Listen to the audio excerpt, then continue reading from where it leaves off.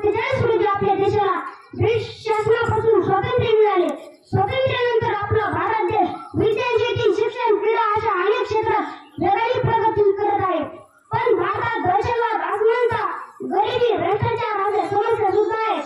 आपण या समस्यावर आपण सर्वांनी मिळून मात केली पाहिजे। चला आपण आज प्रतिज्ञा घेऊ की आपण आपल्या पूर्ण परीने मेहनत घेऊ, आपल्या भारताला जगातील सर्वोत्तम देश बनवू।